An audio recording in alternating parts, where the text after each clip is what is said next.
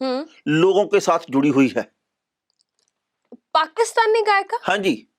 अच्छा, काफी ज्यादा नॉलेज है ਉਹਨੂੰ बहुत ज्यादा नॉलेज है। ਜਾਣਕਾਰੀ एक होर गल कह रहा भी 3.5 मिलियन डॉलर लैके ਇਹਦੇ ਵੱਲੋਂ ਇਹ ਟਵੀਟ ਕੀਤਾ ਗਿਆ। ਓ ਇਹ ਤਾਂ ਮਤਲਬ ਥੁੱਕ ਮੁੱਕੀ ਹੋਣੀ ਕੋਲ ਬੈਠੇ ਗਿਣਦੇ ਹੋਣੇ ਆ ਵੀ ਆਪਾਂ 3.5 ਮਿਲੀਅਨ ਡਾਲਰ ਦੇਣੇ ਨੇ ਉਹਨੂੰ। ਕਮਾਲ ਦੀ ਗੱਲ ਹੈ ਬਈ ਦੇਖੋ ਜਿਹੜਾ ਵੀ ਬੰਦਾ ਇਹ ਬੋਲੂਗਾ ਨਾ ਉਹ ਐਂ ਹੀ ਹੁੰਦਾ। ਨਹੀਂ, ਉਹਨਾਂ ਨੂੰ ਮੈਂ ਇੱਕ ਥੋੜੀ ਜਿਹੀ ਸਲਾਹ ਦੇਣਾ ਚਾਹੁੰਦੀ ਆ ਵੀ ਅੱਜ ਕੱਲ ਗੂਗਲ ਬਾਬਾ ਹਰ ਚੀਜ਼ ਜਾਣਦਾ। ਤੁਸੀਂ ਮਾੜਾ ਜਿਹਾ ਅੱਜ ਕੱਲ ਤਾਂ ਤਰਜਮਾ ਵੀ ਹੋ ਜਾਂਦਾ, ਅੰਗਰੇਜ਼ੀ ਵਾਲੀਆਂ ਗੱਲਾਂ ਜਿਹੜੀਆਂ ਨੇ ਉਹਨੂੰ ਜਿਹਦੇ ਮਰਜ਼ੀ ਭਾਸ਼ਾ ਦੇ ਵਿੱਚ ਤੁਸੀਂ ਉਹਨੂੰ ਬਦਲ ਕੇ ਤੇ ਪੜ੍ਹ ਸਕਦੇ ਹੋ। ਗੂਗਲ ਬਾਬਾ ਸਭ ਕੁਝ ਜਾਣਦਾ। ਉੱਥੇ ਜਾ ਕੇ ਰਿਹਾਨਾ ਦਾ ਨਾਮ ਭਰ ਕੇ ਤੇ ਉਹਦੇ ਬਾਰੇ ਚ ਪੜ੍ਹ ਕੇ ਵੇਖਿਓ ਅਸਲ ਦੇ ਵਿੱਚ ਉਹ ਕੌਣ ਹੈ ਤੇ ਉਹਦੇ ਇੱਕ ਸ਼ੋਅ ਦੇ ਉਹ ਕਿੰਨੇ ਪੈਸੇ ਲੈਂਦੀ ਹੈ ਤੇ ਉਹਦੇ ਲਈ 3.5 ਮਿਲੀਅਨ ਡਾਲਰ ਕਿੰਨੇ ਕੁ ਮਾਇਨੇ ਰੱਖਦੇ ਨੇ। ਇਹ ਸਾਰੀਆਂ ਗੱਲਾਂ ਘੋਖ ਪੜਤਾਲ ਕਰ ਲਿਓ, ਉਸ ਤੋਂ ਬਾਅਦ ਵਿੱਚ ਟਿੱਪਣੀ ਕਰੋ ਤਾਂ ਜ਼ਿਆਦਾ ਵਧੀਆ ਹੋਵੇਗਾ। ਬਿਲਕੁਲ ਜੀ। ਅੱਜ ਦੀ ਤਰੀਕ ਦੇ ਵਿੱਚ ਜੇਕਰ ਤੁਸੀਂ ਕਿਸਾਨ ਦੀ ਗੱਲ ਕਰੋਗੇ ਤਾਂ ਤੁਸੀਂ ਅੱਤਵਾਦੀ ਅਖਵਾਓਗੇ। ਦੁਨੀਆ ਭਰ ਦੇ ਮੀਡੀਆ ਨੂੰ ਦਿਸ ਰਿਹਾ ਕਿ ਕਿਸਾਨੀ ਨਾਲ ਧੱਕਾ ਹੋ ਰਿਹਾ। ਦੁਨੀਆ ਭਰ ਦੀਆਂ ਮਸ਼ਹੂਰ ਹਸਤੀਆਂ ਨੂੰ ਇਹ ਦਿਸ ਰਿਹਾ ਕਿ ਇਹ ਕਿਸਾਨੀ ਨਾਲ ਧੱਕਾ ਕੀਤਾ ਜਾ ਰਿਹਾ। ਪਰ ਇੱਥੇ ਬੈਠੇ ਜਿਹੜੇ ਚਿੱਕੜ ਚੌਧਰੀ ਆ ਉਹਨਾਂ ਨੂੰ ਕੁਛ ਨਹੀਂ ਦਿਸਦਾਗਾ। ਉਹਨਾਂ ਦੀ ਪੂਛ ਆ ਜਿਹੜੀ ਉਹ ਇਸ ਗੱਲ ਦੇ ਵਿੱਚ ਹੀ ਲੱਗੀ ਰਹਿਣੀ ਹੈ ਵੀ ਭਾਈ ਆਪਾਂ ਇਹਨਾਂ ਨੂੰ ਅੱਤਵਾਦੀ ਆਖ ਦਿੰਨੇ ਆ, ਆਪਾਂ ਇਹਨਾਂ ਨੂੰ ਨਕਸਲੀ ਆਖੀਏ, ਆਪਾਂ ਮਾਓਵਾਦੀ ਆਖੀਏ। ਇਹ ਰਿਹਾਨਾ ਦੇ ਪਿੱਛੇ ਵੀ ਪੈ ਗਏ ਪਰ ਉਹ ਟਿੱਚ ਜਾਣਦੀ ਆ। 10 ਕਰੋੜ ਫੋਲੋਅਰ ਆ ਉਹਦਾ। ਜੀ ਬਿਲਕੁਲ ਟੈਣਾ ਸਾਹਿਬ, ਪੂਰੀ ਦੁਨੀਆ ਦੇ ਵਿੱਚ ਬੀਬੀ ਦਾ ਨਾਮ ਹੈ ਔਰ ਮਿਹਨਤ ਸਦਕਾ ਉਹਨੇ ਨਾਮ ਕਮਾਇਆ ਹੈ। 550 ਮਿਲੀਅਨ ਡਾਲਰ ਦੀ ਨੈਟਵਰਥ ਤੋਂ ਵੀ ਜ਼ਿਆਦਾ ਹੈ ਉਹਦੀ। ਉਹ ਇਹਨਾਂ ਨੂੰ ਕੀ ਜਾਣਦੀ ਹੈ? ਮਤਲਬ ਹੱਦ ਹੁੰਦੀ ਹੈ। ਬੰਦਾ ਇਹੀ ਸੋਚ ਲਵੇ ਕਿ ਜਦੋਂ ਜੇਕਰ ਰਿਹਾਨਾ ਨੇ ਉਸ ਬਾਰੇ ਗੱਲ ਕੀਤੀ ਹੈ ਤੇ ਇਹਦਾ ਮਤਲਬ ਇਹ ਵੀ ਹੈ ਕਿ ਜੋ ਉਹਦੇ ਉੱਪਰ ਪ੍ਰਤੀਕਿਰਿਆ ਦਿੱਤੀ ਜਾਊਗੀ ਉਹਨੂੰ ਉਹਦੇ ਬਾਰੇ ਚ ਵੀ ਪਤਾ ਲੱਗੂਗਾ। ਬੰਦਾ ਇਹੀ ਸੋਚ ਲਵੇ ਆਪਣੀ ਅਕਲ ਦੀ ਨੁਮਾਇਸ਼ ਕਰਨ ਤੋਂ ਪਹਿਲਾਂ ਕਿ ਜਦੋਂ ਬੀਬੀ ਇਹ ਪੜੂਗੀ ਕਿ ਮੇਰੇ ਬਾਰੇ ਆਹ ਕੁਛ ਕਿਹਾ ਜਾ ਰਿਹਾ ਵੀ 3.5 ਮਿਲੀਅਨ ਡਾਲਰ ਤੇ ਪਾਕਿਸਤਾਨੀ ਗਾਇਕਾ, ਤੇ ਉਹ ਕੀ ਸੋਚੂਗੀ ਤੇ ਕਿੰਨਾ ਕੁ ਉਹਨੂੰ ਹਾਸਾ ਆਊਗਾ ਤੇ ਕਿੰਨਾ ਕੁ ਇਹਨਾਂ ਚਿੱਕੜ ਚੌਧਰੀਆਂ ਬਾਰੇ ਚ ਜਾਣ ਸਕੂਗੀ। ਮਤਲਬ ਉਹਨੂੰ ਵੀ ਤਾਂ ਪਤਾ ਲੱਗੂਗਾ ਨਾ ਵੀ ਕਿਹੋ ਜਿਹੇ ਲੋਕ ਨੇ, ਕੀ ਸੋਚਦੇ ਨੇ, ਕਿੱਥੇ ਕੁ ਸੋਚ ਖੜੀ ਹੈ। ਸੋ ਨੁਮਾਇਸ਼ ਤਾਂ ਨਾ ਕਰੋ। ਇਸ ਕਰਕੇ ਭਾਈ ਗੱਲ ਇਹ ਅਸਲ ਦੇ ਵਿੱਚ ਕਿ ਹੱਕ ਸੱਚ ਦੀ ਬਾਤ ਪਾਓ, ਸਭ ਨੂੰ ਪਾਉਣੀ ਚਾਹੀਦੀ ਆ। ਹੋਰ ਵੀ ਬਹੁਤ ਸਾਰੇ ਮਸ਼ਹੂਰ ਲੋਕਾਂ ਦੇ ਵੱਲੋਂ ਟਿੱਪਣੀਆਂ ਕੀਤੀਆਂ ਜਾ ਰਹੀਆਂ ਇਸ ਅੰਦੋਲਨ ਦੇ ਮੁਤਲਕ। ਕਿਸਾਨੀ ਦੇ ਹੱਕ ਦੇ ਵਿੱਚ ਸਰਕਾਰ ਦੇ ਉੱਤੇ ਸਵਾਲ ਖੜੇ ਕੀਤੇ ਜਾ ਰਹੇ ਆ। ਹੁਣ ਤਾਂ ਇਹ ਵੀ ਗੱਲ ਕਹੀ ਗਈ ਆ ਕੁਝ ਕਲਾਕਾਰਾਂ ਦੇ ਵੱਲੋਂ ਕਿ ਜਸਟਨ ਬੀਬਰ ਨੂੰ ਵੀ ਤੇ ਲੇਡੀ ਗਾਗਾ ਨੂੰ ਵੀ, ਉਹਨਾਂ ਨੂੰ ਵੀ ਇਸ ਮਸਲੇ ਦੇ ਉੱਤੇ ਟਿੱਪਣੀ ਕਰਨੀ ਚਾਹੀਦੀ ਆ ਤੇ ਸ਼ਾਇਦ ਉਹ ਕਰ ਵੀ ਦੇਣ। ਜੀ ਬਿਲਕੁਲ। ਔਰ ਗ੍ਰੇਟਾ ਥਨਬਰਗ ਨੇ ਵੀ ਕੀਤੀ ਹੈ।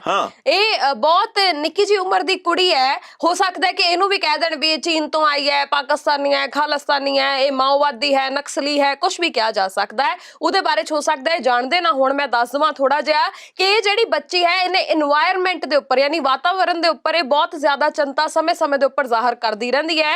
ਔਰ ਇਹਨੇ ਇੱਕ ਬਹੁਤ ਸਪੀਚ, ਵੱਡੀ ਜਿਹੜੀ ਸਪੀਚ ਆ ਉਹ ਦਿੱਤੀ ਸੀ ਇਸ ਮਾਮਲੇ ਦੇ ਉੱਪਰ, ਜਿਹੜੀ ਕਿ ਉਸ ਵੇਲੇ ਬਹੁਤ ਜ਼ਿਆਦਾ ਸੁਰਖੀਆਂ ਦੇ ਵਿੱਚ ਰਹੀ ਸੀ, ਬਹੁਤ ਅੱਗੇ ਤੋਂ ਅੱਗੇ ਵਧੀ ਸੀ। ਸੋ ਇਹ ਬੱਚੀ ਨੇ ਵੀ ਇਸ ਬਾਬਤ ਗੱਲਬਾਤ ਕੀਤੀ ਹੈ ਔਰ ਟਿੱਪਣੀ ਕੀਤੀ ਹੈ। ਬਹੁਤ ਚੰਗੀ ਗੱਲ ਆ ਬਈ। ਜੇਕਰ ਬੱਚੇ ਵੀ ਟਿੱਪਣੀਆਂ ਕਰ ਰਹੇ ਆ, ਸਿਆਣੇ ਵੀ ਕਰ ਰਹੇ ਆ, ਜਿਨ੍ਹਾਂ ਨੂੰ ਅਸੀਂ ਸਿਆਣੇ ਮੰਨ ਕੇ ਵੋਟਾਂ ਪਾਉਨੇ ਆ ਉਹ ਕਿਉਂ ਨਹੀਂ ਸੋਚਦੇ? ਫਿਕਰ ਕਰਨ ਵਾਲੀ ਗੱਲ ਸਿਰਫ ਇਹ ਆ ਜੀ। ਔਰ ਹੁਣ ਟਵਿੱਟਰ ਫਰੋਲ ਕੇ ਵੇਖ ਲਿਓ। ਇਹ ਤਾਂ 2 ਨਾਂ ਅਸੀਂ ਲਏ ਨੇ, ਇਸ ਤੋਂ ਇਲਾਵਾ ਹੋਰ ਬਹੁਤ ਸਾਰੇ ਹਾਲੀਵੁੱਡ ਦੇ ਨਾਲ ਜੁੜੇ ਹੋਏ, ਹੋਰ ਬਹੁਤ ਸਾਰੇ ਬਾਹਰਲੇ ਮੁਲਕਾਂ ਦੇ ਨਾਲ ਜੁੜੇ ਹੋਏ ਜਿਹੜੇ ਲੋਕ ਨੇ, ਚਾਹੇ ਉਹ ਰਾਜਨੀਤੀਵਾਨ ਹੋਣ, ਚਾਹੇ ਉਹ ਗਾਇਕ ਹੋਣ, ਚਾਹੇ ਅਦਾਕਾਰ ਹੋਣ, ਉਹ ਵੀ ਇਸ ਬਾਬਤ ਟਿੱਪਣੀਆਂ ਕਰ ਰਹੇ ਨੇ। ਹੁਣ ਇਹ ਹਿਸਾਬ ਲਾ ਲੈਣ ਵੀ ਕਿਹਨੂੰ ਇਹਨਾਂ ਨੇ ਕਿਹੜਾ ਸਰਟੀਫਿਕੇਟ ਜਾਰੀ ਕਰ ਦਿੱਤਾ। ਰਿਹਾਨਾ ਤਾਂ ਬੈਠੀ ਬਾਹਰਲੇ ਮੁਲਕ ਦੇ ਵਿੱਚ ਆ, ਨਹੀਂ ਤਾਂ ਇੱਧਰ ਲੈਣਾ ਤਾਂ ਉਹਦੀ ਰਿਪੋਰਟ ਕਰ ਦੇਣੀ ਸੀ ਵੀ ਭਾਈ ਇਹ ਤਾਂ ਲੋਕਾਂ ਨੂੰ ਉਕਸਾਉਣ ਲੱਗੀ ਆ, ਦੇਸ਼ ਨੂੰ ਭੜਕਾਉਣ ਲੱਗੀ ਆ, ਇਸ ਕਰਕੇ ਦਾ ਟਵਿੱਟਰ ਖਾਤਾ ਜਾਂ ਬੰਦ ਕਰ ਦਿਓ। ਬਿਲਕੁਲ ਸਹੀ।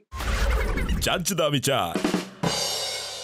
ਲੋ ਹਰਮਨ ਜੀ, ਕਿੱਲਾਂ ਹੋ ਗਈਆਂ ਬਹੁਤ ਵੱਡੀਆਂ, ਅੱਗੇ ਤੋਂ ਵੀ ਵੱਡੀਆਂ ਗੱਡਤੀਆਂ ਕਿੱਲਾਂ ਵੱਖ-ਵੱਖ ਬਾਰਡਰਾਂ ਦੇ ਉੱਤੇ ਤੇ ਬੈਰੀਕੇਡ ਲਾਤੇ ਆ ਹੋਰ ਬਹੁਤ ਵੱਡੇ ਤੇ ਦਿੱਲੀ ਦੇ ਇੱਕ ਪੁਲਿਸ ਅਧਿਕਾਰੀ ਨੇ ਇਹ ਗੱਲ ਕਹੀ ਆ ਵੀ ਤੁਹਾਨੂੰ ਸਮੱਸਿਆ ਕੀ ਆ। ਉਹ ਕਹਿੰਦੇ ਬੈਰੀਕੇਡ ਅਸੀਂ ਲਾਏ ਆ, ਤੁਸੀਂ ਸਾਡੇ ਉੱਤੇ ਕਿੰਤੂ ਕਿਹੜੀ ਗੱਲੋਂ ਕਰਦੇ ਆ? ਅਸੀਂ ਚਾਹੁੰਦੇ ਆ ਵੀ ਕਿਸਾਨ ਦਿੱਲੀ ਦੇ ਵਿੱਚ ਨਾ ਵੜਨ। ਜਦੋਂ 26 ਤਰੀਕ ਨੂੰ ਵੜੇ ਆ ਤੇ ਕਿੰਨੇ ਵੱਡੇ ਪੱਧਰ ਦੇ ਉੱਤੇ ਹਿੰਸਾ ਹੋਈ ਆ, ਅਸੀਂ ਨਹੀਂ ਚਾਹੁੰਦੇ ਵੀ ਇਦਾਂ ਹੋਵੇ, ਇਸ ਕਰਕੇ ਅਸੀਂ ਇਹ ਸਾਰਾ ਕੁਝ ਕੀਤਾ। ਕਿਸੇ ਨੂੰ ਕੋਈ ਸਮੱਸਿਆ ਹੈ ਤਾਂ ਦੱਸੋ। ਨਹੀਂ, ਮੈਂ ਉਹ ਪੁਲਿਸ ਅਧਿਕਾਰੀ ਨੂੰ ਇੱਕ ਸਵਾਲ ਕਰਨਾ ਚਾਹੁੰਦੀ ਆ ਕਿ ਜਦੋਂ ਤੁਹਾਡੀ ਪੁਲਿਸ ਉੱਥੇ ਮੂਕ ਦਰਸ਼ਕ ਬਣ ਕੇ ਬੈਠੀ ਹੋਈ ਸੀ, ਬਹੁਤ ਸਾਰੀਆਂ ਤਸਵੀਰਾਂ ਜਾਰੀ ਹੋਈਆਂ ਨੇ, ਜਦੋਂ ਤੁਹਾਡੀ ਪੁਲਿਸ ਉੱਥੇ ਬੈਠੀ ਸਿਰਫ ਤਮਾਸ਼ਾ ਵੇਖ ਰਹੀ ਸੀ ਔਰ ਅੱਗ 'ਚ ਘਿਓ ਪਾਉਣ ਦਾ ਕੰਮ ਕਰ ਰਹੀ ਸੀ, ਉਦੋਂ ਆਪਾਂ ਕਿੱਥੇ ਸੀ? ਉਦੋਂ ਨਹੀਂ ਪੁੱਛਿਆ ਤੁਸੀਂ ਵੀ ਪੁਲਿਸ ਵਾਲਿਆਂ ਨੂੰ ਕੀ ਸਮੱਸਿਆ ਹੈ, ਬੈਠੇ ਕੀ ਝਾਕਦੇ ਨੇ ਤੇ ਕੀ ਵੇਖ ਰਹੇ ਨੇ, ਆਪਣਾ ਕੰਮ ਕਿਉਂ ਨਹੀਂ ਕਰ ਰਹੇ? ਜਦੋਂ ਉੱਥੇ ਸ਼ਾਂਤੀ ਨਾਲ ਬੈਠੇ ਹੋਏ ਲੋਕਾਂ ਦੇ ਉੱਪਰ ਪੱਥਰਬਾਜ਼ੀ ਹੋ ਰਹੀ ਸੀ, ਉਦੋਂ ਨਹੀਂ ਆਪਾਂ ਪੁਲਿਸ ਵਾਲਿਆਂ ਨੂੰ ਪੁੱਛਿਆ ਵੀ ਭਾਈ ਤੁਹਾਨੂੰ ਇੱਥੇ ਕਿਉਂ ਖੜਾ ਕੀਤਾ? ਤੁਸੀਂ ਸਿਰਫ ਦੇਖ ਰਹੇ ਹੋ ਤਮਾਸ਼ਾ ਤੇ ਲੋਕਾਂ ਵੱਲ ਨੂੰ ਪੱਥਰ ਸਿੱਟੇ ਜਾ ਰਹੇ ਨੇ, ਕਿਸਾਨਾਂ ਵੱਲ ਨੂੰ, ਤੇ ਤੁਸੀਂ ਇਹਦਾ ਵਿਰੋਧ ਕਿਉਂ ਨਹੀਂ ਕਰ ਰਹੇ? ਉਦੋਂ ਆਪਾਂ ਕਿੱਥੇ ਸੀ? ਦਿੱਲੀ ਦੀਆਂ ਵੱਖ-ਵੱਖ ਹੱਦਾਂ ਦੇ ਉੱਤੇ ਲੱਗੇ ਹੋਏ ਬੈਰੀਕੇਡ ਵੇਖ ਕੇ, ਪੱਟੇ ਹੋਏ ਟੋਏ ਦੇਖ ਕੇ, ਲੱਗ ਰਹੀ ਕੰਡਿਆਲੀ ਤਾਰ ਦੇਖ ਕੇ, ਮਿੱਟੀ ਦੇ ਭਰੇ ਟਿੱਪਰ ਖੜੇ ਦੇਖ ਕੇ, ਉੱਥੇ ਬਹੁਤ ਵੱਡੇ ਪੱਧਰ ਉੱਤੇ ਕੰਧਾਂ ਕੱਢੀਆਂ ਜਾ ਰਹੀਆਂ ਉਹਨਾਂ ਨੂੰ ਦੇਖ ਕੇ, ਲਾਏ ਜਾ ਰਹੇ ਪੱਥਰਾਂ ਨੂੰ ਵੇਖ ਕੇ ਇਉਂ ਲੱਗਦਾ ਵੀ ਇਹ ਨਾ ਭਵਿੱਖ ਦੇ ਵਿੱਚ ਇਹ ਵੀ ਗੱਲ ਕਹਿਣਗੇ ਵੀ ਦਿੱਲੀ ਦੀਆਂ ਹੱਦਾਂ ਦੇ ਉੱਤੇ ਪਾਕਿਸਤਾਨੀ ਆ ਕੇ ਬਹਿ ਗਏ। ਇਹ ਜੀ ਪਾਕਿਸਤਾਨ ਨੂੰ ਰੋਕਣ ਦੇ ਲਈ ਅਸੀਂ ਕੁਝ ਕਰ ਰਹੇ ਹਾਂ ਜੀ। ਸੋ ਕੱਲ ਨੂੰ ਹੋ ਸਕਦਾ ਇੰਨਾ ਕਿ ਸਾਨੂੰ ਚੀਨੀ ਵੀ ਕਹਿ ਦੇਣ, ਇਹ ਕਹਿ ਦੇਣ ਵੀ ਪਾਕਿਸਤਾਨੀ ਇੱਥੇ ਆ ਕੇ ਬੈਠੇ ਆ, ਇਹ ਨਾ ਅੰਦਰ ਵੜ ਜਾਣ। ਪਰ ਦੁੱਖ ਹੁੰਦਾ ਇਹਨਾਂ ਗੱਲਾਂ ਦੇ ਉੱਤੇ ਵੀ ਕਿਸਾਨ ਜਿਹੜਾ ਕਿ ਵੋਟਾਂ ਪਾਉਂਦਾ ਰਿਹਾ, ਇਹ ਕਹਿੰਦੇ ਵੀ 117 ਦੀਆਂ 117 ਸੀਟਾਂ ਅਸੀਂ ਪੰਜਾਬ ਦੇ ਵਿੱਚੋਂ ਜਿੱਤਣੀਆਂ। ਪਰ ਇਸ ਵਕਤ ਹਾਲਾਤ ਕੀ ਆ? ਜੇਕਰ ਕਿਸਾਨ ਤੁਹਾਡੇ ਹੱਕ ਦੇ ਵਿੱਚ ਨਾ ਰਿਹਾ ਤਾਂ ਫਿਰ ਤੁਹਾਨੂੰ ਪੁੱਛਣਾ ਕਿਨੇ ਬੇਰਾਂ ਵਟੇ ਨਹੀਂ ਚੱਲਣਾ ਕਿਸੇ ਨੇ। ਨਹੀਂ ਇਹ ਤਾਂ ਚਲੋ ਪਾਕਿਸਤਾਨੀ ਹੋਣਗੇ, ਜੋ ਵੀ ਹੋਣਗੇ, ਜੋ ਤੁਸੀਂ ਇਹਨਾਂ ਨੂੰ ਤਗਮੇ ਦੇਣੇ ਨੇ ਉਹ ਦਿਓ, ਪਰ ਜਿਹੜੇ ਆਪਣੇ ਰਿਸ਼ਤੇਦਾਰ ਉਧਰ ਅਰੁਣਾਚਲ ਪ੍ਰਦੇਸ਼ ਦੇ ਵਿੱਚ 4.5 ਕਿਲੋਮੀਟਰ ਤੋਂ ਵੀ ਅੰਦਰ ਆ ਕੇ ਤੇ ਆਪਣਾ ਪਿੰਡ ਵਸਾਈ ਬੈਠੇ ਨੇ, ਉਹ ਆਪਣੇ ਭੂਆ ਫੁੱਫੜ ਲੱਗਦੇ ਨੇ, ਉਹਨਾਂ ਦੇ ਬਾਰੇ 'ਚ ਕੋਈ ਬੈਰੀਕੇਡਿੰਗ ਨਹੀਂ, ਕੋਈ ਕਿੱਲਾ ਨਹੀਂ, ਉਹਨਾਂ ਨੂੰ ਰੋਕਣ ਦਾ ਕੋਈ ਤਰੀਕਾ ਨਹੀਂ, ਉਹਨਾਂ ਦੇ ਬਾਰੇ ਸਾਨੂੰ ਪਤਾ ਵੀ ਨਹੀਂ ਕਿ ਉਹ ਕਦੋਂ ਸਾਡੇ ਮੁਲਕ ਦੇ ਵਿੱਚ ਆ ਕੇ ਤੇ ਆਪਣਾ ਪਿੰਡ ਵੀ ਵਸਾ ਲਿਆ ਉਹਨਾਂ ਨੇ, 100 ਤੋਂ ਵੱਧ ਜਿਹੜੇ ਘਰ ਆ ਉਹ ਵੀ ਬਣਾ ਲਏ, ਉਧਰ ਕੋਈ ਜਾਣਕਾਰੀ ਨਹੀਂ। ਆ ਤੁਹਾਨੂੰ ਆਪਣੇ ਮੁਲਕ ਦੇ ਲੋਕ ਜਿਹੜੇ ਇਹਨਾਂ ਤੋਂ ਖਤਰਾ ਲੱਗ ਰਿਹਾ। ਲੱਖ ਕੋਸ਼ਿਸ਼ਾਂ ਕਰਨ ਦੇ ਬਾਵਜੂਦ ਇਸ ਵਕਤ ਸਿੰਘੂ ਟਿੱਕਰੀ ਤੇ ਗਾਜ਼ੀਪੁਰ ਦੇ ਬਾਰਡਰ ਦੇ ਉੱਤੇ ਵੱਡੀ ਗਿਣਤੀ ਦੇ ਵਿੱਚ ਇਕੱਠ ਹੈ ਜੀ। ਲੱਖ ਕੋਸ਼ਿਸ਼ਾਂ ਕਰਨ ਦੇ ਬਾਵਜੂਦ ਲੋਕ ਵਹੀਰਾਂ ਘੱਤ ਕੇ ਵੱਖ-ਵੱਖ ਬਾਰਡਰਾਂ ਦੇ ਵੱਲ ਜਾ ਰਹੇ ਆ।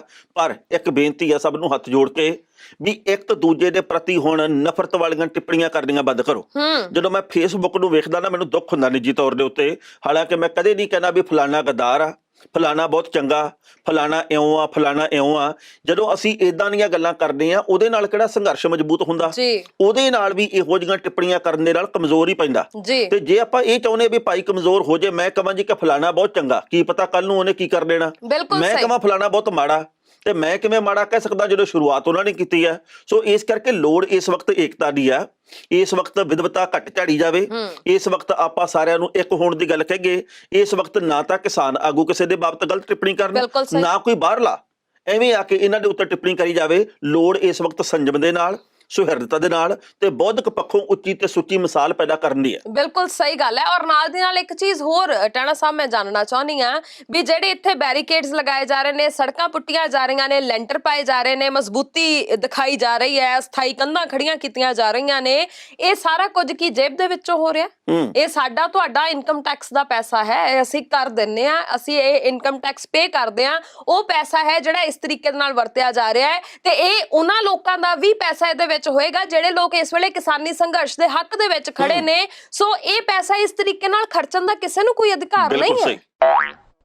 ਹਰਮਨ ਜੀ, ਸੁਪਰੀਮ ਕੋਰਟ ਦੇ ਵਿੱਚ ਨਾ ਅੱਜ ਸਵੇਰ ਦੇ ਵੇਲੇ ਇੱਕ ਸੁਣਵਾਈ ਹੋਈ ਹੈ ਜੀ, ਕਿਉਂਕਿ ਪਟੀਸ਼ਨਾਂ ਪਾਈਆਂ ਗਈਆਂ ਸੀ ਕਈ, ਤੇ ਇੱਕ ਪਟੀਸ਼ਨ ਦੇ ਵਿੱਚ ਇਹ ਗੱਲ ਕਹੀ ਗਈ ਸੀ ਕਿ ਜਿਹੜੀ ਇਹ 26 ਤਰੀਕ ਦੀ ਹਿੰਸਾ ਹੋਈ ਹੈ ਉਹਦੇ ਬਾਬਤ ਹਾਈ ਕੋਰਟ ਦੇ ਸਾਬਕਾ ਜੱਜ ਸਾਹਿਬਾਨ ਦੀ ਇੱਕ ਕਮੇਟੀ ਬਣਾ ਕੇ ਪੜਤਾਲ ਕਰਾਈ ਜਾਵੇ। ਪਰ ਸੁਪਰੀਮ ਕੋਰਟ ਦੇ ਮੁੱਖ ਜੱਜ ਦੇ ਵੱਲੋਂ, ਚੀਫ ਜਸਟਿਸ ਦੇ ਵੱਲੋਂ ਕਾਟਾ ਫੇਰ ਦਿੱਤਾ ਗਿਆ। ਉਹਨਾਂ ਨੇ ਕਿਹਾ ਜੀ ਕਿ ਕੇਂਦਰ ਦੀ ਸਰਕਾਰ ਜੋ ਕਰ ਰਹੀ ਹੈ ਉਹ ਬਿਲਕੁਲ ਠੀਕ ਕਰ ਰਹੀ ਹੈ।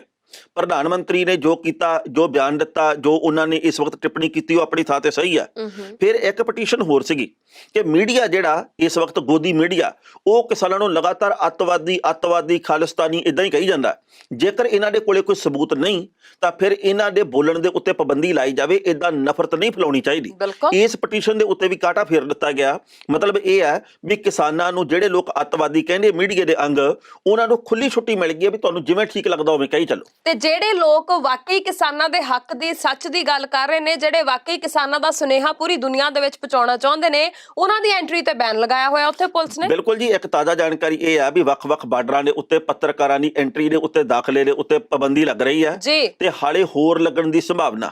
ਇਸ ਕਰਕੇ ਜਿਹੜੇ ਮੀਡੀਆ ਦੇ ਵਿਸ਼ੇਸ਼ ਅੰਗ ਆ, ਕਿਉਂਕਿ ਮੈਂ ਕੱਲ ਇੱਕ ਰਿਪੋਰਟ ਦੇਖੀ ਰਵੀਸ਼ ਕੁਮਾਰ ਹੋਰਾਂ ਦੀ ਤਾਜ਼ਾ ਰਿਪੋਰਟ, ਉਹਨਾਂ ਨੇ ਕਿਹਾ ਕਿ ਜਿਹੜੀ ਅਸੀਂ ਰਿਪੋਰਟ ਪੇਸ਼ ਕਰਨ ਲੱਗੇ ਆ, ਇਹ ਰਿਪੋਰਟ ਆ ਜਿਹੜੀ ਜਿੱਥੇ ਤਿਆਰ ਕੀਤੀ ਆ, ਜਿੱਥੇ ਫਿਲਮਾਈ ਗਈ ਹੈ ਵੀਡੀਓ, ਇਹ 15-18 ਕਿਲੋਮੀਟਰ ਦੂਰ ਜਾ ਕੇ ਸਾਨੂੰ ਭੇਜੀ ਗਈ ਆ। ਉਹਦਾ ਕਾਰਨ ਇਹ ਵੀ ਉੱਥੇ ਤਾਂ ਨੈਟ ਹੀ ਨਹੀਂ ਚੱਲਦਾਗਾ, ਨੈਟ ਚੱਲਦਾ ਨਹੀਂਗਾ। ਬਿਜਲੀ ਪਾਣੀ ਦੀਆਂ ਸਹੂਲਤਾਂ ਅਸੀਂ ਕੱਟੀ ਜਾਂਦੇ ਆ, ਸਭ ਵੱਖ-ਵੱਖ ਥਾਵਾਂ ਤੋਂ ਬਿਜਲੀ ਦੇ ਕਨੈਕਸ਼ਨ ਕੱਟ ਦਿੱਤੇ ਗਏ ਆ। ਹੁਣ ਜਿਹੜੇ ਉੱਥੇ ਲੰਗਰ ਲਾਈ ਬੈਠੇ ਆ, ਕਈਆਂ ਨੇ ਸਿਰਫ ਜਨਰੇਟਰਾਂ ਦੇ ਸਹਾਰੇ ਕੰਮ ਕਰਨਾ ਸ਼ੁਰੂ ਕੀਤਾ। ਸੋ ਕੇਂਦਰ ਦੀ ਸਰਕਾਰ ਦੇ ਵੱਲੋਂ, ਦਿੱਲੀ ਦੀ ਪੁਲਿਸ ਦੇ ਵੱਲੋਂ, ਉੱਥੋਂ ਦੇ ਪ੍ਰਸ਼ਾਸਨ ਦੇ ਵੱਲੋਂ ਕਸਰ ਕੋਈ ਨਹੀਂ ਛੱਡੀ ਜਾ ਰਹੀ ਵੀ ਅਸੀਂ ਕਿਸਾਨਾਂ ਨੂੰ ਖੱਜਲ ਕਰੀਏ। ਦੇਖੋ ਗੱਲ ਇਹ ਹੈ ਟਾਣਾ ਸਾਹਿਬ ਕਿ ਜਦੋਂ ਅਸੀਂ ਇਹ ਕਹਿੰਦੇ ਆ ਕਿ ਭਾਰਤ ਦੇ ਸਾਰੇ ਬਸ਼ਿੰਦੇ ਬਰਾਬਰ ਨੇ, ਅਸੀਂ ਨਾਗਰਿਕ ਆ ਇਸ ਮੁਲਕ ਦੇ ਤੇ ਹਰੇਕ ਨੂੰ ਇੱਕੋ ਜਿਹੇ ਅਧਿਕਾਰ ਮਿਲੇ ਹੋਏ ਨੇ ਇਸ ਮੁਲਕ ਦੇ ਵਿੱਚ, ਤੇ ਫਿਰ ਅਸੀਂ ਕਿਸੇ ਦੇ ਅਧਿਕਾਰਾਂ ਦੇ ਉੱਪਰ ਕਾਂਟਾ ਕਿਵੇਂ ਫੇਰ ਸਕਦੇ ਆ, ਅਸੀਂ ਕਿਸੇ ਦੇ ਅਧਿਕਾਰ ਜਿਹੜੇ ਆ ਉਹਨਾਂ ਨੂੰ ਕਿਵੇਂ ਰੋਕ ਸਕਦੇ ਆ? ਇਹ ਮੈਨੂੰ ਸਮਝ ਨਹੀਂ ਆਉਂਦੀ। ਕਿਸੇ ਦਾ ਪਾਣੀ ਬੰਦ ਕਰ ਦੋ, ਇਹ ਕੀ ਮਸਲੇ ਦਾ ਹੱਲ ਹੈ? ਦੇਖੋ ਤੋਮਰ ਸਾਹਿਬ ਨੂੰ ਸਵਾਲ ਕੀਤਾ ਕਿ ਜਿਹੜੇ ਇਸ ਵਕਤ ਕਿਸਾਨ ਅੰਦੋਲਨ ਦੇ ਵਿੱਚ ਸ਼ਹੀਦ ਹੋਏ ਆ ਕਿਸਾਨ, ਉਹਨਾਂ ਦੇ ਪਰਿਵਾਰਕ ਮੈਂਬਰਾਂ ਨੂੰ ਮੁਆਵਜ਼ਾ ਦਿਓਗੇ? ਉਹਨਾਂ ਨੇ ਦੋ ਟੋਕੇ ਗੱਲ ਕਹੀ ਹੈ ਲੋਕ ਸਭਾ ਦੇ ਵਿੱਚ, ਕਹਿੰਦੇ ਬਿਲਕੁਲ ਗਲਤ, ਅਸੀਂ ਕੋਈ ਮੁਆਵਜ਼ਾ ਨਹੀਂ ਦੇਣਾਗਾ, ਕਿਉਂਕਿ ਅਸੀਂ ਵਾਰ-ਵਾਰ ਇਹ ਗੱਲ ਕਹਿ ਚੁੱਕੇ ਆ ਕਿ ਔਰਤਾਂ, ਬੱਚੇ ਤੇ ਬਜ਼ੁਰਗ ਆਪੋ ਆਪਣੇ ਘਰਾਂ ਨੂੰ ਵਾਪਸ ਪਰਤ ਜਾਓ। ਇਸ ਕਰਕੇ ਅਸੀਂ ਕੋਈ ਪੈਸਾ ਟਕਾ, ਕੋਈ ਮਦਦ ਨਹੀਂ ਕਰਨੀ। ਪਰ ਜਿਹੜੇ ਲੋਕ ਸ਼ਹੀਦ ਹੋਏ ਨੇ ਉਹਦੇ ਚ ਕੱਲੀਆਂ ਔਰਤਾਂ, ਬੱਚੇ ਜਾਂ ਬਜ਼ੁਰਗ ਨਹੀਂ ਹੈ, ਉਹਦੇ ਚ ਨੌਜਵਾਨ ਮੁੰਡੇ ਵੀ ਸ਼ਹੀਦੀਆਂ ਪ੍ਰਾਪਤ ਕਰ ਚੁੱਕੇ ਨੇ, ਤੇ ਉਹਨਾਂ ਬਾਰੇ ਚ ਫਿਰ ਸਰਕਾਰਾਂ ਦਾ ਕੀ ਵਿਚਾਰ ਹੈ? ਉਹਨਾਂ ਦੇ ਲਈ ਤਾਂ ਸਾਡੀ ਸਰਕਾਰ ਦਾ ਸ਼ਹੀਦੀ ਦਾ ਮਾਇਨਾ ਹੀ ਹੋਰ ਆ, ਸਾਡੀ ਸਰਕਾਰ ਦੀ ਸ਼ਹੀਦੀ ਦੀ ਤਾਂ ਡੈਫੀਨੇਸ਼ਨ ਹੀ ਹੋਰ ਆ। ਬਿਲਕੁਲ ਸਹੀ ਗੱਲ। ਸੋ ਇਸ ਕਰਕੇ ਭਾਈ ਲੋੜ ਇਸ ਵਕਤ ਇਸ ਗੱਲ ਦੀ ਆ ਕਿ ਬਹੁਤੀ ਝਾਕ ਨਾ ਰੱਖੀ ਜਾਵੇ। ਕੱਲ ਕਿਸਾਨ ਸੰਯੁਕਤ ਮੋਰਚਾ ਜਿਹੜਾ, ਉਹਦੇ ਵੱਲੋਂ ਇੱਕ ਮਹੱਤਵਪੂਰਨ ਮੀਟਿੰਗ ਕੀਤੀ ਗਈ ਆ। ਉਹਦੇ ਵਿੱਚ ਗੱਲ ਇਹ ਕਹੀ ਗਈ ਆ ਕਿ ਨਾਲੇ ਤਾਂ ਜ਼ਿਆਰਤੀਆਂ ਕਰਵਾਓ ਤੇ ਨਾਲੇ ਮੀਟਿੰਗ ਵਾਸਤੇ ਜਾਓ, ਇਹ ਦੋਨੋਂ ਗੱਲਾਂ ਬਰਾਬਰ ਨਹੀਂ ਹੋਣੀਆਂ। ਬਿਲਕੁਲ ਸਹੀ। ਜੇਕਰ ਕੇਂਦਰ ਦੀ ਸਰਕਾਰ ਚਾਹੁੰਦੀ ਆ, ਹਾਲਾਂਕਿ ਉਹਨੇ ਇਹ ਗੱਲ ਕਹੀ ਨਹੀਂ ਹਾਲੇ ਸਰਕਾਰ ਨੇ ਵੀ ਕਿੰਨੀ ਤਰੀਕ ਨੂੰ ਮੀਟਿੰਗ ਕਰਨੀ ਆ, ਪਰ ਕਿਸਾਨਾਂ ਨੇ ਇਹ ਗੱਲ ਕਹੀ ਆ ਵੀ ਜੇਕਰ ਤੁਸੀਂ ਚਾਹੁੰਦੇ ਹੋ ਕਿ ਆਪਾਂ ਗੱਲਬਾਤ ਅੱਗੇ ਵਧਾਈਏ, ਪਹਿਲਾਂ ਜਿਨ੍ਹਾਂ ਦੇ ਉੱਤੇ ਪਰਚੇ ਦਰਜ ਹੋਏ ਆ ਇਹ ਸਾਰੇ ਰੱਦ ਕੀਤੇ ਜਾਣ। ਦੂਜੀ ਗੱਲ ਇਹ ਆ ਕਿ ਇੰਟਰਨੈਟ ਦੀ ਸੇਵਾ ਬਹਾਲ ਕੀਤੀ ਜਾਵੇ। ਤੀਜੀ ਗੱਲ ਇਹ ਆ ਕਿ ਪੁਲਿਸ ਦਾ ਅਤਿਆਚਾਰ ਬੰਦ ਹੋਵੇ ਤੇ ਆਲੇ ਦੁਆਲੇ ਕਿਲੇਬੰਦੀ ਕਰਨੀ ਬੰਦ ਹੋਵੇ। ਇਦਾਂ ਤੁਸੀਂ ਪ੍ਰਭਾਵ ਕੀ ਸਿਰਜਣਾ ਚਾਹੁੰਦੇ ਆ? ਬਿਲਕੁਲ ਸਹੀ। ਜੱਜ ਦਾ ਵਿਚਾਰ। ਤੇ ਹੁਣ ਅਗਲੀਆਂ ਖਬਰਾਂ ਵੱਲ ਵਧੀਏ। ਬਿਲਕੁਲ ਹਰਮਨ ਜੀ, ਇੱਕ ਨਾ ਜੱਗੀ ਦੇ ਬਾਰੇ ਖਬਰ ਆਈ ਆ ਜੀ। ਜੱਗੀ ਬਾਬਾ, ਸ਼ਾਇਦ ਸਾਡੇ ਦਰਸ਼ਕ ਚੰਗੀ ਤਰ੍ਹਾਂ ਜਾਣਦੇ ਹੀ ਹੋਣਗੇ ਵੀ ਜੱਗੀ ਬਾਬਾ ਕੌਣ ਆ।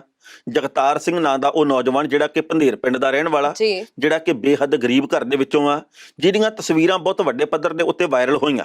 ਕਿਉਂਕਿ ਜਦੋਂ ਆਪਾਂ ਜਾਣਦੇ ਪੁਲਿਸ ਨੇ ਲਾਠੀ ਚਾਰਜ ਕੀਤਾ ਤਾਂ ਉਸ ਵਕਤ ਇਹਦੇ ਵੀ ਡਾਂਗਾ ਵੱਜੀਆਂ, ਇਹਨੂੰ ਵੀ ਦਰੜ ਦਿੱਤਾ ਗਿਆ ਤੇ ਇਹਦੇ ਸਿਰ ਦੇ ਵਿੱਚੋਂ ਵੀ ਖੂਨ ਵਗਿਆ ਤੇ ਆਪਾਂ ਦੇਖਿਆ ਵੀ ਵਾਲ ਖੁੱਲੇ ਆ ਤੇ ਨੌਜਵਾਨ ਦੇ ਮੂੰਹ ਦੇ ਉੱਤੋਂ ਦੀ ਖੂਨ ਵਗ ਰਿਹਾ ਤੇ ਇਹ ਤਸਵੀਰ ਬਹੁਤ ਵੱਡੇ ਪੱਧਰ ਦੇ ਉੱਤੇ ਵਾਇਰਲ ਹੋਈ ਆ। ਤੇ ਇਸ ਨੌਜਵਾਨ ਜੱਗੀ ਨੇ ਬੋਲੇ ਸੋ ਨਿਹਾਲ ਸਤਿ ਸ਼੍ਰੀ ਅਕਾਲ ਦੇ ਨਾਰੇ ਫੇਰ ਵੀ ਲਾਏ ਆ।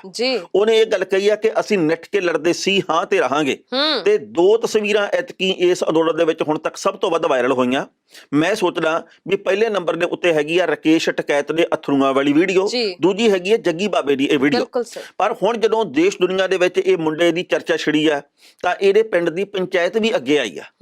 ਪਿੰਡ ਦੀ ਪੰਚਾਇਤ ਨੇ ਜ਼ਮੀਨ ਦਿੱਤੀ ਆ ਆਪਣੇ ਕੋਲੋਂ ਵੀ ਇਹਨਾਂ ਨੂੰ ਇੱਥੇ ਘਰ ਬਣਾ ਕੇ ਦੇਣਾ। ਕੁਝ ਵੱਖ-ਵੱਖ ਪਾਰਟੀਆਂ ਦੇ ਆਗੂ ਆ ਜਿਹੜੇ ਕਿ ਇਸ ਟੱਬਰ ਦੀ ਘਰ ਬਣਾਉਣ ਦੇ ਵਿੱਚ ਮਦਦ ਵੀ ਕਰਨ ਲੱਗੇ ਆ ਤੇ ਇਹ ਮਦਦ ਹੋਣੀ ਵੀ ਚਾਹੀਦੀ ਆ। ਦੇਖੋ ਗੱਲ ਇਹ ਆ ਵੀ ਕੋਈ ਵੀ ਬੰਦਾ ਕਿਸੇ ਵੀ ਧਰਮ ਦਾ ਕਿਉਂ ਨਾ ਹੋਵੇ, ਜਿਹੜਾ ਮਨੁੱਖਤਾ ਦੀ, ਇਨਸਾਨੀਅਤ ਦੀ, ਹੱਕਾਂ ਦੀ ਤੇ ਫਰਜ਼ਾਂ ਦੀ ਗੱਲ ਕਰਦਾ, ਉਹਦੇ ਨਾਲ ਸਾਨੂੰ ਬਾਂਹ ਵੜ ਕੇ ਖੜਨਾ ਚਾਹੀਦਾ। ਤੇ ਵਿਨਰਜੀਤ ਸਿੰਘ ਹੋਰਾਂ ਦੇ ਵੱਲੋਂ ਵੀ ਗੱਲ ਕਹੀ ਗਈ ਹੈ, ਕਈ ਹੋਰਨਾਂ ਨੇ ਕਹੀ ਇਹ ਗੱਲ ਕਿ ਅਸੀਂ ਇਸ ਨੌਜਵਾਨ ਦਾ ਘਰ ਬਣਾ ਕੇ ਦੇਵਾਂਗੇ ਕਿਉਂਕਿ ਇਹਨੇ ਇੱਕ ਵੱਖਰੀ ਮਿਸਾਲ ਪੈਦਾ ਕੀਤੀ ਹੈ। ਇੰਨੀ ਚੜ੍ਹਦੀ ਕਲਾ ਦਾ ਪ੍ਰਤੀਕ ਬਣ ਕੇ ਆਇਆ ਮੁੰਡਾ। ਬਿਲਕੁਲ ਸਹੀ ਗੱਲ ਹੈ ਟਾਣਾ ਸਾਹਿਬ। ਦੇਖੋ ਜੋ ਕੁਝ ਵੀ ਉਸ ਦਿਨ ਹੋਇਆ ਉਹਨੇ ਸਾਰਿਆਂ ਦੇ ਹਿਰਦੇ ਬਲੁੰਦਰ ਕੇ ਰੱਖ ਦਿੱਤੇ। ਹਰ ਬੰਦਾ ਭਾਵੁਕ ਹੋਇਆ ਉਸ ਤਸਵੀਰ ਨੂੰ ਵੇਖ ਕੇ, ਹਰ ਬੰਦਾ ਸੋਚਣ ਲਈ ਮਜਬੂਰ ਹੋਇਆ ਕਿ ਆਖਰਕਾਰ ਇਸ ਨੌਜਵਾਨ ਦੀ ਗਲਤੀ ਕੀ ਸੀ, ਇਹਨੇ ਇਹੋ ਜਿਹਾ ਵੱਡਾ ਕਿਹੜਾ ਗੁਨਾਹ ਕਰ ਦਿੱਤਾ ਸੀ ਕਿ ਇਹਨੂੰ ਇੰਨੀ ਵੱਡੀ ਸਜ਼ਾ ਦਿੱਤੀ ਗਈ। ਹਰ ਬੰਦੇ ਦੇ ਮੂੰਹ ਦੇ ਉੱਪਰ ਸਵਾਲ ਸੀ। ਪਰ ਉਸ ਤੋਂ ਬਾਅਦ ਵਿੱਚ ਚਲੋ ਜਿਵੇਂ ਮੈਂ ਦੇਖਿਆ ਕਿ ਜਦੋਂ ਇਸ ਨੌਜਵਾਨ ਦਾ ਇਲਾਜ ਕੀਤਾ ਗਿਆ, ਜਦੋਂ ਟਾਂਕੇ ਲੱਗੇ ਨੇ, ਜਦੋਂ ਉਹਨਾਂ ਨੂੰ ਠੀਕ ਕੀਤਾ ਗਿਆ, ਉਹ ਸਾਰੀਆਂ ਤਸਵੀਰਾਂ, ਵੀਡੀਓਜ਼ ਜਿਹੜੀਆਂ ਉਹ ਸੋਸ਼ਲ ਮੀਡੀਆ ਤੇ ਬਹੁਤ ਵਾਇਰਲ ਹੋ ਰਹੀਆਂ ਨੇ। ਸੋ ਲੋਕਾਂ ਨੂੰ, ਸਾਨੂੰ, ਤੁਹਾਨੂੰ ਜਿੰਨੀ ਵੀ ਸਾਡੀ ਬਣਦੀ ਕਹਿ ਲਓ ਵੀ ਜਿੰਨਾ ਸਰਦਾ ਹੈ, ਬਣਦਾ ਹੈ, ਜਿੰਨੀ ਕਿ ਸਾਡੀ ਪੁੱਜਤ ਆ, ਉਸ ਹਿਸਾਬ ਦੇ ਨਾਲ ਸਾਨੂੰ ਜ਼ਰੂਰ ਅੱਗੇ ਆਉਣਾ ਚਾਹੀਦਾ ਹਰ ਕਿਸੇ ਲਈ। ਅੱਜ ਸਵੇਰ ਦੇ ਵੇਲੇ ਮੈਨੂੰ ਸਾਡੇ ਵਾਲਾ ਰੇਡੀਓ ਦੇ ਗੁਰਪ੍ਰੀਤ ਸਿੰਘ ਦਾ ਫੋਨ ਆਇਆ। ਉਹ ਕਹਿੰਦੇ ਵੀ ਅਸੀਂ ਵੀ ਇਹ ਅਪੀਲ ਕਰਦੇ ਆ ਨਿਊਜ਼ੀਲੈਂਡ ਦੇ ਵਾਸੀਆਂ ਨੂੰ ਕਿ ਜਿਹੜੇ ਵੀ ਇਸ ਵਕਤ ਆਪਣੇ ਵਿਆਹਾਂ ਸ਼ਾਦੀਆਂ ਦੇ ਉੱਤੇ ਪੈਸੇ ਖਰਚਣ ਬਾਰੇ ਸੋਚ ਰਹੇ ਆ, ਕੋਈ ਹੋ ਸਕਦਾ ਪੰਜਾਬ ਦੇ ਵਿੱਚ ਬੈਠਾ ਹੋਇਆ ਸਾਡਾ ਭੈਣ ਵੀਰ ਕਬੱਡੀ ਕੱਪ ਕਰਵਾਉਣਾ ਚਾਹੁੰਦਾ ਹੋਵੇ, ਕੋਈ ਹੋ ਸਕਦਾ ਕਿਤੇ ਬਹੁਤ ਵੱਡਾ ਕੋਈ ਹੋਰ ਸਮਾਗਮ ਉਲੀਕੀ ਬੈਠਾ ਹੋਵੇ, ਜਿਹੜੇ ਅਸੀਂ ਉੱਥੇ ਪੈਸੇ ਲਾਉਣੇ ਆ, ਉੱਥੇ ਖਰਚਾ ਘਟਾ ਕੇ ਜਿਹੜੇ ਇਸ ਅੰਦੋਲਨ ਦੇ ਵਿੱਚ ਸ਼ਹੀਦ ਹੋ ਗਏ ਲੋਕ, ਉਹਨਾਂ ਦੇ ਪਰਿਵਾਰਕ ਮੈਂਬਰਾਂ ਦੀ ਆਰਥਿਕ ਮਦਦ ਦੇ ਲਈ ਉਹਦੇ ਵਿੱਚੋਂ ਪੈਸਾ ਕੱਢਿਆ ਜਾਵੇ। ਕਿਉਂਕਿ ਅਸੀਂ ਆਪਣੇ ਖੁਸ਼ੀਆਂ ਦੇ, ਅਸੀਂ ਆਪਣੇ ਬਾਕੀ ਵੱਖ-ਵੱਖ ਜਿਹੜੇ ਸਾਡੇ ਚਾਅ, ਉਹਦੇ ਉੱਤੇ ਜਿਹੜੇ ਪੈਸੇ ਖਰਚ ਕਰਨੇ ਰਹੇ ਆ ਉਹਦੇ ਵਿੱਚ ਜੇਕਰ ਅਸੀਂ ਅੱਧੀ ਕਟੌਤੀ ਕਰ ਲਈਏ ਤਾਂ ਕਈ ਟੱਬਰਾਂ ਦਾ ਭਲਾ ਹੋ ਸਕਦਾ। ਬਿਲਕੁਲ ਸਹੀ, ਬਹੁਤ ਸੋਹਣਾ ਉਪਰਾਲਾ ਹੈ ਔਰ ਹਰ ਇੱਕ ਨੂੰ ਅੱਗੇ ਆਉਣਾ ਚਾਹੀਦਾ ਹੈ। ਕੱਲੇ ਸਿਰਫ ਇੱਕ ਜੱਗੀ ਦੇ ਲਈ ਨਹੀਂ, ਬਲਕਿ ਜਿੰਨੇ ਵੀ ਲੋਕ ਨੇ, ਜਿੰਨੇ ਵੀ ਲੋੜਵੰਦ ਨੇ, ਜਿਨ੍ਹਾਂ ਨੂੰ ਵਾਕਈ ਇਸ ਵੇਲੇ ਜ਼ਰੂਰਤ ਹੈ, ਚਾਹੇ ਕੋਈ ਕਿਸੇ ਵੀ ਧਰਮ, ਜਾਤ, ਬਰਾਦਰੀ ਦੇ ਨਾਲ ਸੰਬੰਧਿਤ ਹੋਵੇ, ਹਰ ਇੱਕ ਦੀ ਮਦਦ ਦੇ ਲਈ ਹਰੇਕ ਨੂੰ ਅੱਗੇ ਆਉਣਾ ਚਾਹੀਦਾ। ਬਿਲਕੁਲ ਜੀ, ਆਉਣਾ ਚਾਹੀਦਾ ਤੇ ਇਕੱਲਾ ਵਿਖਾਉਣਾ ਨਹੀਂ ਚਾਹੀਦਾ। ਗੱਲ ਅਸਲ ਦੇ ਵਿੱਚ ਇਹ ਵੀ ਹੈ ਵੀ ਭਾਈ ਅਸੀਂ ਜੋ ਕਰਨਾ ਨਾ ਬੰਦ ਮੁੱਠੀ ਦੇ ਨਾਲ ਹੀ ਹੋਣਾ ਚਾਹੀਦਾ ਜੀ। ਮੈਂ ਤਾਂ ਉਹਨਾਂ ਲੋਕਾਂ ਦੇ ਉੱਤੇ ਵੀ ਕਈ ਵਾਰ ਹੈਰਾਨ ਹੁੰਨਾ ਵੀ ਜੇ ਕਿਸੇ ਗਰੀਬ ਬੰਦੇ ਦੀ ਮਦਦ ਕਰਦੇ ਆ ਨਾ, ਇੱਕ ਕੇਲਾ 9 ਜਾਣੇ ਫੜਾਉਂਦੇ ਜਦੋਂ ਉਹਨੂੰ ਵੀ ਭਾਈ ਆ ਜ਼ਰੂਰ ਛਕੀ, ਉਦੋਂ ਹੈਰਾਨੀ ਹੁੰਦੀ ਹੈ ਵੀ ਯਾਰ ਕਿਹੜੀ ਲੰਬੜਦਾਰੀ ਚ ਪਏ ਆ।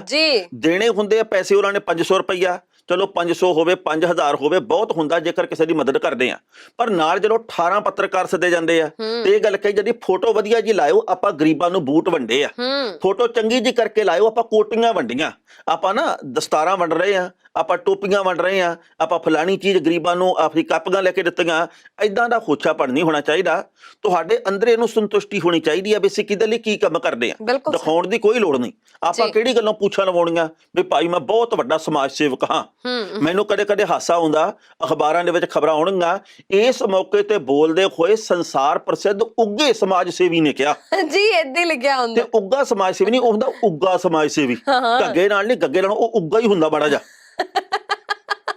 ਕਿਉਂਕਿ ਉਸ ਵੇਲੇ ਨਾ ਸੱਚੀ ਉਸ ਸਮਾਜ ਸੇਵੀ ਦਾ ਨਾਮ ਪਹਿਲਾਂ ਕਦੇ ਨਹੀਂ ਕਿਸੇ ਨੇ ਸੁਣਿਆ ਹੁੰਦਾ, ਪਰ ਉੱਥੇ ਅਖਬਾਰ ਦੇ ਵਿੱਚ ਉਹਦੇ ਬਾਬਤ ਇੰਨਾ ਕੁਝ ਲਿਖਿਆ ਹੁੰਦਾ ਹੈ, ਇੰਨੇ ਸਿਫਤਾਂ ਉਹਦੀਆਂ ਕੀਤੀਆਂ ਹੁੰਦੀਆਂ ਨੇ ਕਿ ਬੰਦਾ ਸੋਚਦਾ ਹੈ ਵੀ ਮੈਨੂੰ ਹੀ ਨਹੀਂ ਪਤਾ ਲੱਗਿਆ ਵੀ ਰਾਏ ਦੇਣ ਨੂੰ ਸਮਾਜ ਸੇਵਾ ਸਮਝੀ ਜਾਂਦੇ ਹੁੰਦੇ ਕਈ ਤਾਂ।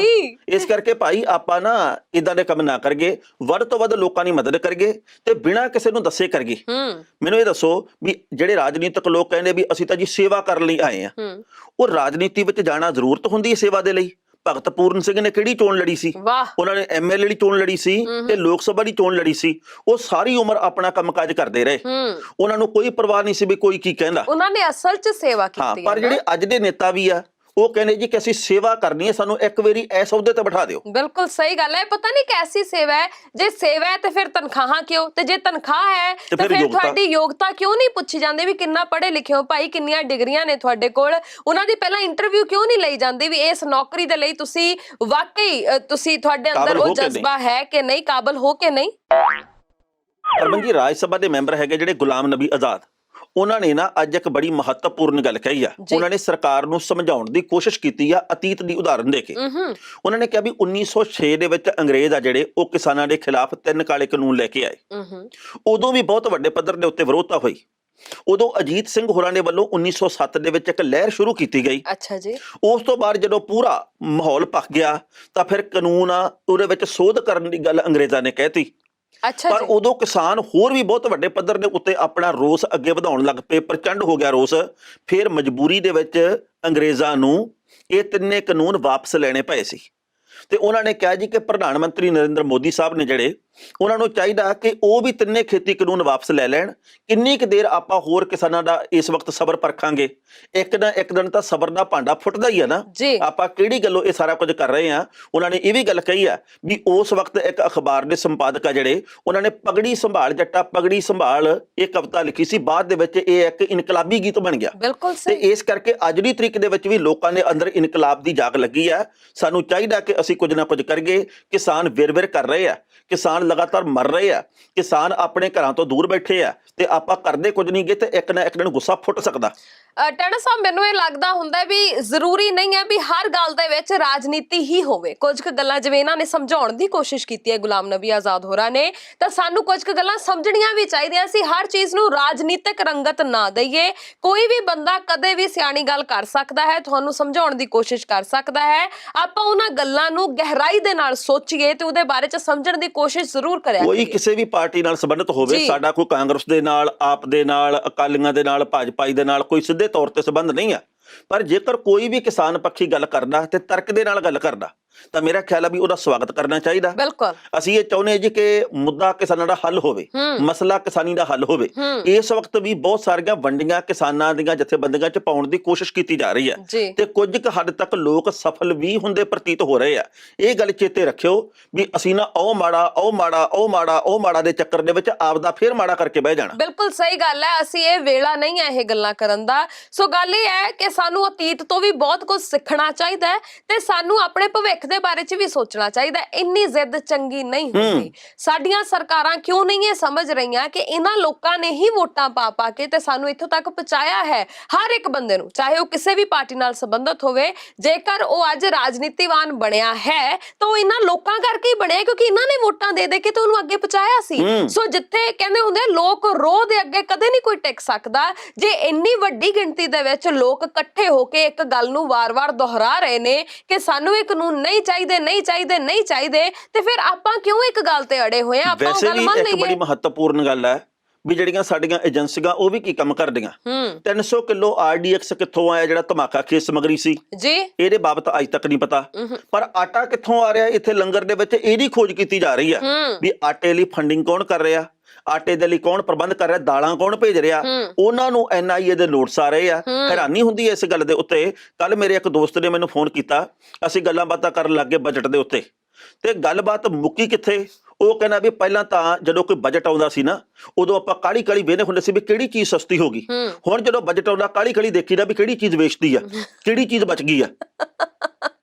ਸਭ ਕੁਝ ਵਿਕ ਚੁੱਕਿਆ ਟਾਣਾ ਸਾਹਿਬ। ਹਾਲੇ ਤਾਂ ਵੇਖਿਓ ਪਰਤਾਂ ਜਿਹੜੀਆਂ ਨੇ ਨਾ, ਉਹ ਕਈ ਸਮੇਂ ਦੇ ਨਾਲ ਖੁੱਲਣਗੀਆਂ। ਹਾਲੇ ਤਾਂ ਆਮ ਲੋਕਾਂ ਨੂੰ ਪਤਾ ਹੀ ਨਹੀਂ ਬਹੁਤੀਆਂ ਗੱਲਾਂ ਦਾ।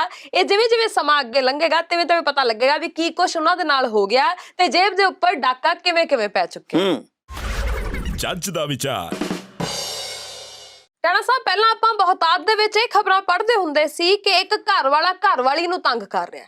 ਜ਼ਿਆਦਾਤਰ ਇਹ ਖਬਰਾਂ ਹੁੰਦੀਆਂ ਸੀ ਵੀ ਕੁੜੀਆਂ ਪੀੜਤ ਨੇ, ਕੁੜੀਆਂ ਦੇ ਨਾਲ ਅਨਿਆਂ ਹੁੰਦਾ ਹੈ, ਕੁੜੀਆਂ ਦੇ ਨਾਲ ਬਹੁਤ ਵੱਡੀ ਗਿਣਤੀ 'ਚ ਧੋਖਾ ਹੋ ਰਿਹਾ, ਔਰ ਹੁੰਦਾ ਵੀ ਸੀ, ਹੁੰਦਾ ਵੀ ਹੈ। ਪਰ ਹੁਣ ਇਸ ਗੱਲ ਦੇ ਵਿੱਚ, ਇਸ ਗਿਣਤੀ ਦੇ ਵਿੱਚ ਕੁੜੀਆਂ ਵੀ ਪਿੱਛੇ ਨਹੀਂ ਰਹਿ ਗਈਆਂ, ਕਿਉਂਕਿ ਬਹੁਤ ਸਾਰੇ ਮਰਦ, ਬਹੁਤ ਸਾਰੇ ਬੰਦੇ ਵੀ ਇਹੋ ਜਿਹੇ ਨੇ ਜਿਨ੍ਹਾਂ ਨਾਲ ਹਰ ਰੋਜ਼ ਧੋਖਾ ਹੋ ਰਿਹਾ ਹੈ, ਜਿਨ੍ਹਾਂ ਦੇ ਨਾਲ ਹਰ ਰੋਜ਼ ਅਨਿਆਂ ਹੋ ਰਿਹਾ ਹੈ, ਜਿਨ੍ਹਾਂ ਨੂੰ ਵਿਚਾਰਿਆਂ ਨੂੰ ਸਮਝ ਹੀ ਨਹੀਂ ਆਉਂਦੀ ਵੀ ਆਪਣੀ ਗੁਹਾਰ ਲੈ ਕੇ, ਆਪਣੀ ਦਰਦ ਦੀ ਕਹਾਣੀ ਲੈ ਕੇ ਉਹ ਕਿੱਥੇ ਜਾਣ।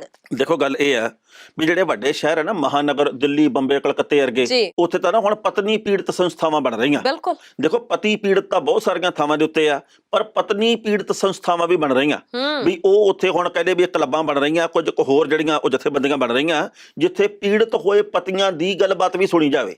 ਆਮ ਤੌਰ ਦੇ ਉੱਤੇ ਸੁਣੀ ਘੱਟ ਜਾਂਦੀ ਆ। ਇਹ ਗੱਲ ਵੈਸੇ ਹੀ ਰਹਿ ਗਈ ਵੀ ਭਾਈ ਮਰਦ ਪ੍ਰਧਾਨ ਸਮਾਜ ਹੈ, ਇਹ ਤਾਂ ਐ ਹੈ, ਮਰਦ ਹੀ ਧੱਕਾ ਕਰਦਾ ਹੈ। ਅੱਜ ਕੱਲ ਜੇ ਆਪਾਂ ਕਹਿੰਦੇ ਵੀ ਔਰਤ ਤੇ ਮਰਦ ਬਰਾਬਰ ਆ ਤੇ ਸਾਰਾ ਕੁਝ ਬਰਾਬਰ ਹੀ ਚੱਲ ਰਿਹਾ। ਤੁਸੀਂ ਨਾ ਜਾ ਕੇ ਵਕੀਲ ਭਾਈਚਾਰੇ ਕੋਲੇ ਬੈਠੋ, ਉਹਨਾਂ ਨੂੰ ਸਾਰਾ ਪਤਾ ਹੁੰਦਾ ਵੀ ਕਿਹੜਾ ਗਲਤ ਆ ਤੇ ਕਿਹੜਾ ਸਹੀ ਆ, ਉਹ ਜਾਣਦੇ ਹੁੰਦੇ ਆ। ਪਰ ਉਹ ਕਹਿੰਦੇ ਵੀ ਕੋਈ ਗੱਲ ਨਹੀਂ, ਹੁਣ ਸਾਡਾ ਤਾਂ ਕੰਮ ਆ, ਅਸੀਂ ਕੀ ਕਰੀਏ, ਜੇਕਰ ਸਾਡੇ ਕੋਲੇ ਕੀ ਹੁੰਦਾ, ਸਾਡਾ ਤਾਂ ਕਸਟਮਰ ਆ, ਅਸੀਂ ਤਾਂ ਉਵੇਂ ਕੇਸ ਲੜਨਾ ਹੀ ਲੜਨਾ।